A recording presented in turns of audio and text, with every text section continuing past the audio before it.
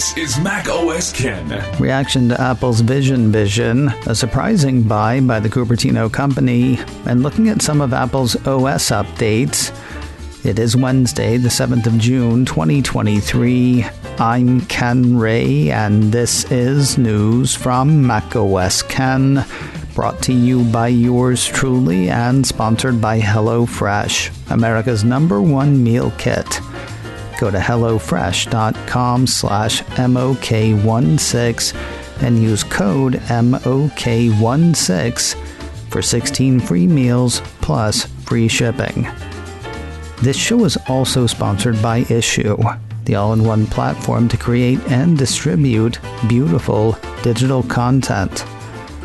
What kind of content? Well, the kind you're already putting out, or the kind of content you've thought about but thought you wouldn't be able to pull off. That newsletter or magazine or marketing pitch locked up in your head. Let it out with Issue. Issue helps you put new life into static content by transforming those things from flat PDFs into interactive digital publications and social posts for your audiences worldwide. That's an email, on Instagram, embedded on your site, or your home on the Issue site. Whether you're out there on your own or working with a team, Issue helps you create once and share everywhere. Get started with Issue today for free, or sign up for an annual premium account and get 50% off when you go to issue.com/podcast and use promo code macOSKen. That's ISSUU.com/podcast and use promo code macOSKen at checkout for your free starter account or 50% off an annual premium account. That's issue.com/podcast with promo code macOSKen. Only one analyst needle was moved by the WWDC 23 keynote, and it went in a surprising direction. Not surprisingly, notable notes centered around Apple Vision Pro, the company's long-rumored, much-anticipated entry into the field of augmented reality. Apple 3.0 rounded up a number of notes, including a decidedly negative take from D.A. Davidson analyst Tom Fort. Quoting that section, "We are downgrading Apple shares on our belief that any good news from the AR/VR product launch is already reflected in the share price." Ford said that while Apple argues the Vision Pro combines the qualities of top-of-the-line TVs and computer monitors with a surround sound system and high-end camera, it's hard to see customers paying up for the headset as an effective replacement of those products. You know, some might say that lacks forethought. Not only did the analyst cut his price target on Apple shares, he also cut the shares rating. He's dropped Apple from buy to neutral and lowered his 12-month price target on the shares from $193 to $185. Other reactions see promise or potential, with a long way between here and wherever we're going. B of A analyst Wamsi Mohan, while we believe mixed reality has the potential to drive services revenue higher via a new set of premium apps, Vision Pro will have its own app store. The adoption will take time. He's got a neutral rating on Apple shares and a price target of $190. Morgan Stanley analyst Eric Woodring, the best way to frame our sentiment for the Vision Pro is cautiously optimistic, and we look to the October period as the next potential catalyst to gain better clarity on initial volumes, yields, killer apps, and exact launch timing. He's got an overweight rating on Apple shares and a price target of $190. JP Morgan analyst Samik Chatterjee, while Vision Pro might not drive significant volumes given its premium price point, it could be the potential catalyst for the AR/VR market as Apple has proven in the past that consumer engagement can deliver willingness to pay premium pricing, and Apple's focus is clearly to hit a home run on consumer engagement as opposed to volumes with the first device in what admittedly will be a multi-year journey for the platform.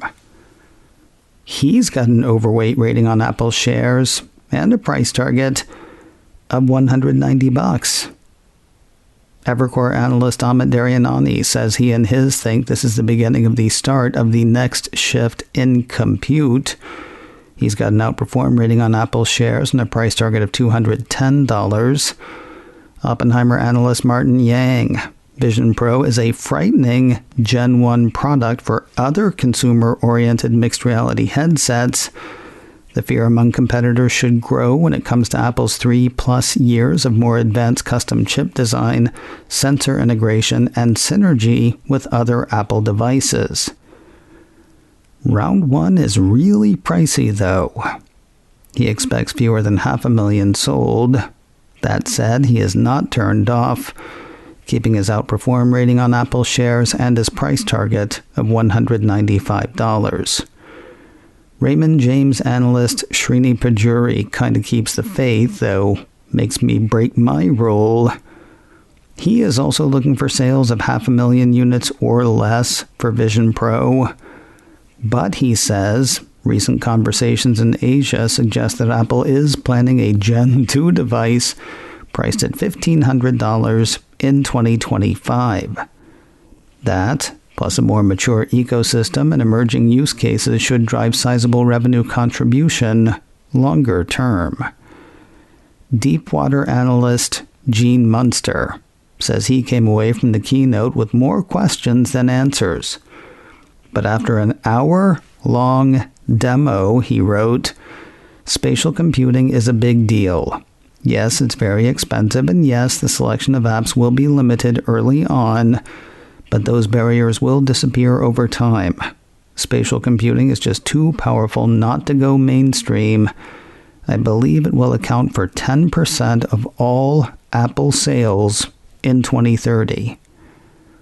And bringing up the rear, Wedbush analyst Daniel Ives says Vision Pro marks a new era for Apple. Its many use cases and apps within the Cupertino ecosystem should set the device apart from competition such as the Meta Quest.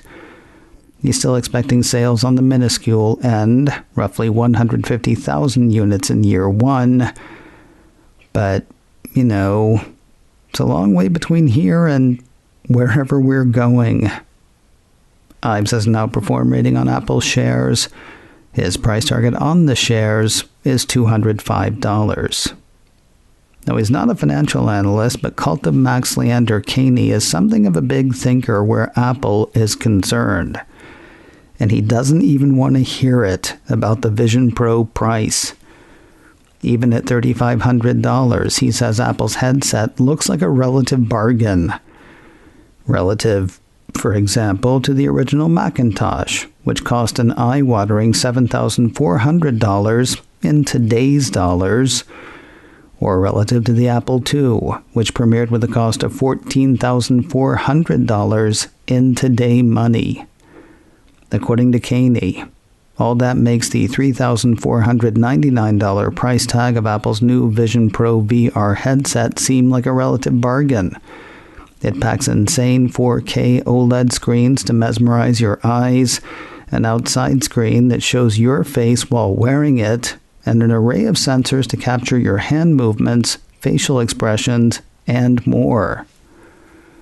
It's not that Kahney thinks Vision Pro is a guaranteed hit, but he does see it as the start of something truly new for Apple and computing. At some point, he writes, you might look back and think $3,499 wasn't that expensive of a price to experience the future.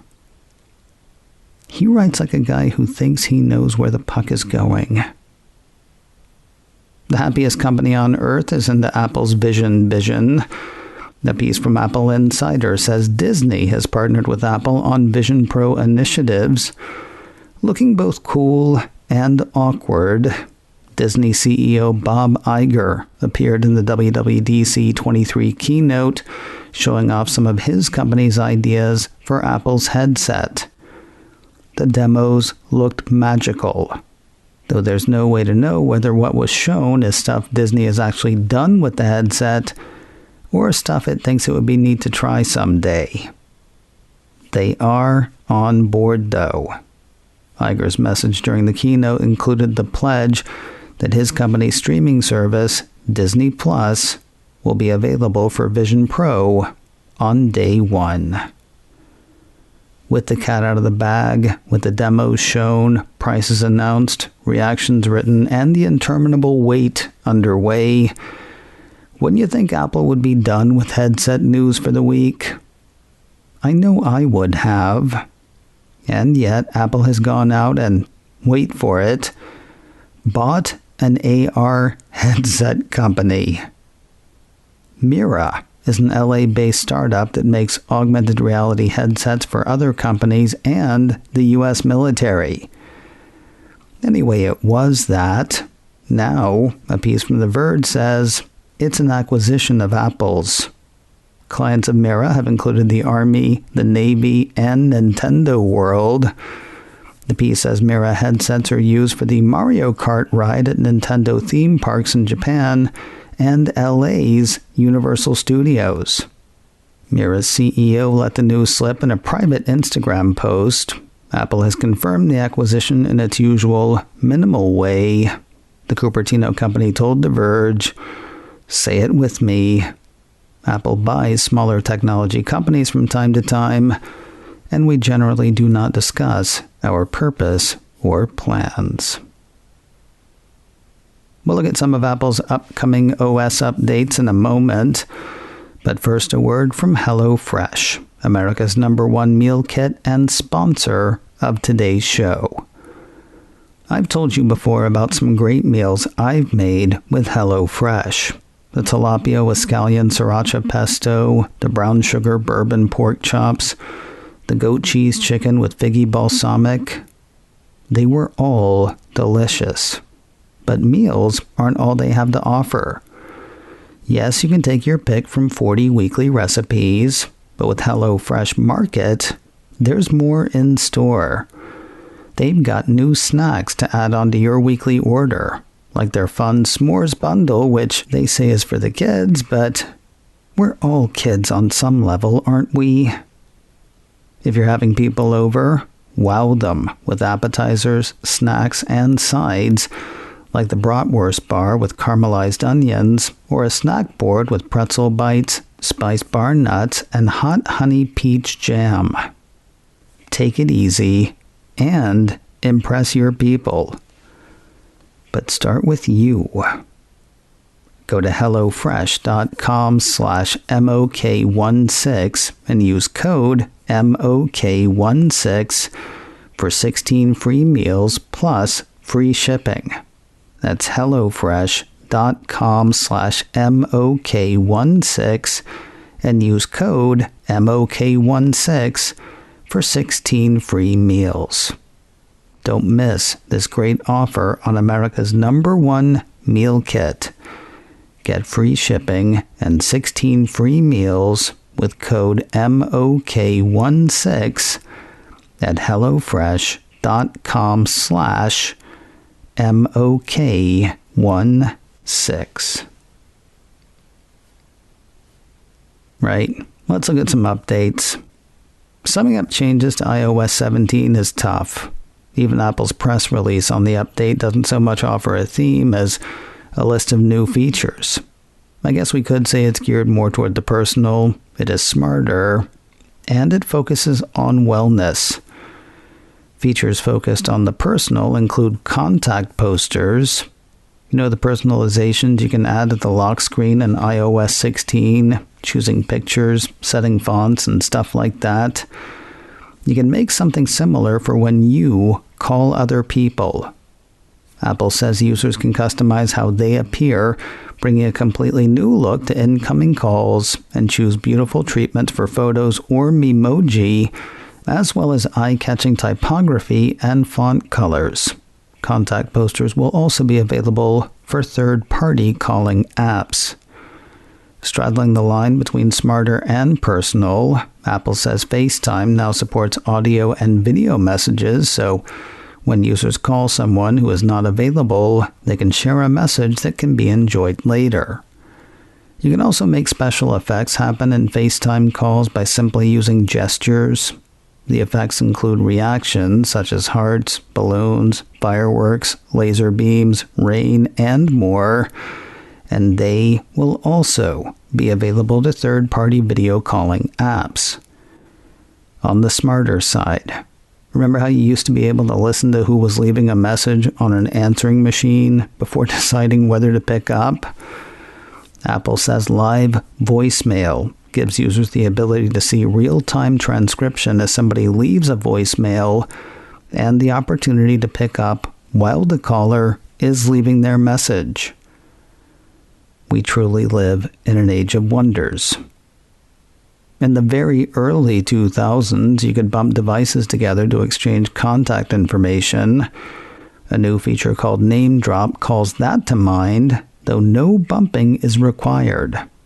Rather, users can share contact information by simply bringing their phones together or by bringing an iPhone and an Apple Watch together.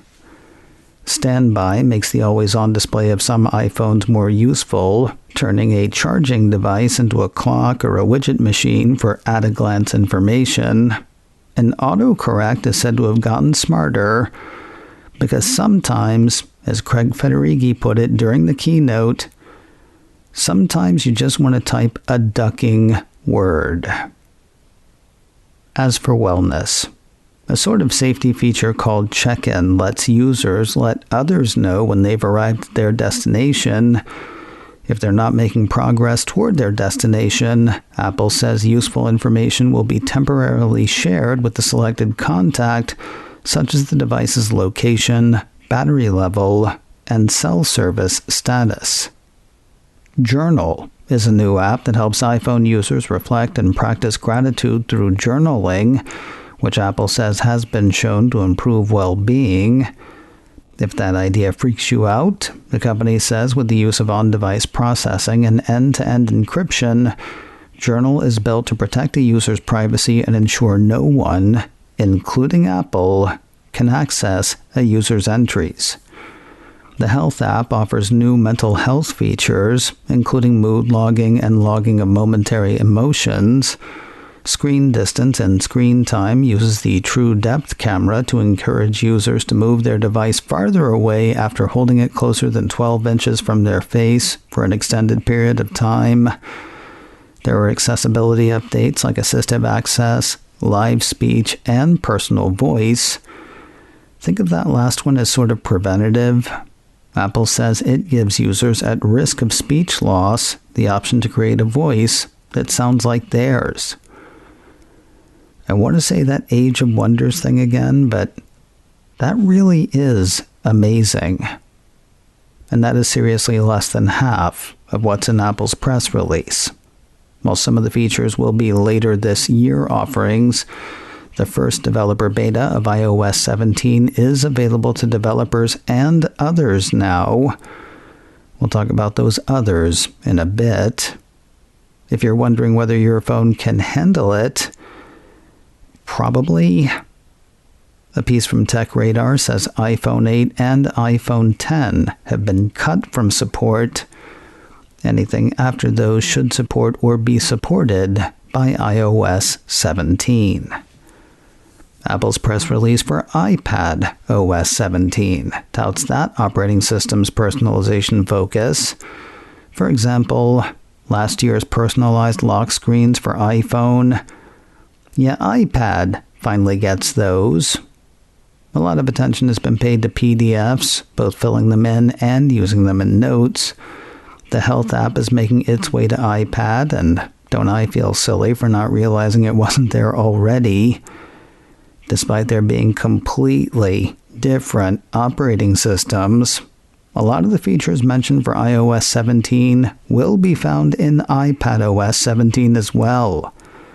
The first developer beta of iPadOS 17 is available to developers and others now, and we will talk about those others in a bit. If you're wondering whether your iPad will make the cut, a piece from Mac Rumors says Apple has left two behind: the first generation iPad Pro and the fifth generation iPad cannot make the jump. More recent devices, including the second generation and later iPad Pro, third generation and later iPad Air, sixth generation and later iPad, and fifth generation and later iPad Mini, should support and be supported by iPadOS 17. Will PC gamers ever take the Mac seriously? It sounds like Apple is giving them under-the-hood reasons to do so with macOS Sonoma. According to the press release for that OS, tens of millions of Macs with Apple Silicon can run demanding games with great performance, long battery life, and breathtaking visuals. To make it easier to port games from other platforms to Mac, Metal introduces a new game porting toolkit, eliminating months of upfront work and enabling developers to see how well their existing games could run on the Mac in just a few days. As for the players of games, macOS Sonoma also introduces Game Mode, giving players an edge when performance is measured in precious milliseconds. Game Mode delivers an optimized gaming experience with smoother and more consistent frame rates by ensuring games get the highest priority on the CPU and GPU. Game Mode is also said to improve/reduce Bluetooth latency for AirPods, as well as controllers from the likes of Xbox and PlayStation. The game stuff perked up ears around here, though there is lots for the worker bees as well. Presenter Overlay is a new video effect that puts the presenter on screen over any content they're sharing. Screen sharing sees improvements. iMessage gets updates similar to those mentioned for iOS and iPadOS. Safari gets a lot of strengthened privacy protections. And again, the list goes on. The first developer beta of macOS Sonoma is available to developers and others now, and yes, we will talk about those others coming up. As for which Macs will make the cut, a piece from Mac Rumors says the 2017 MacBook Pro, the 2017 MacBook Air, and the 2017 MacBook 12-inch are being left behind. The iMac Pro 2017 and any Mac made in 2018 or later will support and be supported by macOS Sonoma. Kind of. I heard from a friend who has a 2020 Intel-based machine that will support Sonoma, though, as with Ventura before it, a lot of the whiz-bang features rely on Apple Silicon. So she will not get Presenter Overlay, which made her sad, which makes me sad because I'm empathetic. What do you want from me? Another piece from Mac Rumors lists Sonoma features specific to Apple Silicon Macs. They include Presenter Overlay, Game Mode, a new high-performance mode in the screen sharing app, the ability to pair made-for-iPhone hearing devices directly from a Mac, and the ability to invoke Apple's virtual assistant by simply saying the name instead of, "Hey, Apple's virtual assistant."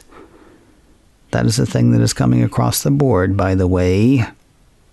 Well, assuming the machine supports it.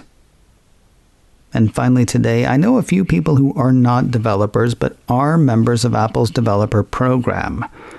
They pay $99 a year, not so they can brag, but so they can have access to developer betas of the next big updates, instead of having to wait a month for the betas to turn up in the public testing program. They can now save their $99.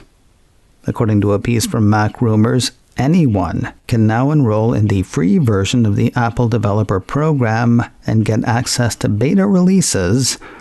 All that's required to download betas is an Apple ID. The piece says the category OS beta releases is turning up as an available resource for people who aren't members of the developer program. And I will tell you, it's kind of amazing actually how not restricted this whole thing is. I was a member of the public beta program a few years ago when I went to see whether anything had changed on my iPhone. In the wake of this change, I had a number of options available to me, including iOS 16 public beta, iOS 16 developer beta, and iOS 17 developer beta. I did, of course, leave all of the betas turned off, because while I'm fine talking about the bleeding edge, I feel no need to live on it.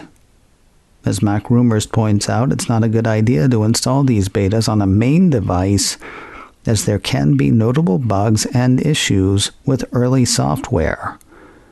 At the same time, the report says this change means that anyone with an Apple ID can download and install the iOS 17, iPadOS 17, and macOS Sonoma betas without waiting for the public betas to launch. So there you go. Happy however you decide to go. It had been my intention to finish all of the OS updates today, but it's also my intention for you to have this show today. We'll hit watchOS 10, tvOS 17, and other news of note tomorrow. macOS Ken, brought to you by me and sponsored by Issue. Get 50% off an annual premium account with code macOSKen at issueissue.com/podcast. This show is also sponsored by HelloFresh. Go to hellofresh.com/MOK16 and use code MOK16 for 16 free meals plus free shipping. Advertising handled by Backbeat Media. Online at backbeatmedia.com. You can reach me a couple of ways. Info at macosken.com or call 716-780-4080. Until next time, that is news from macOS Ken. I'm Ken Ray.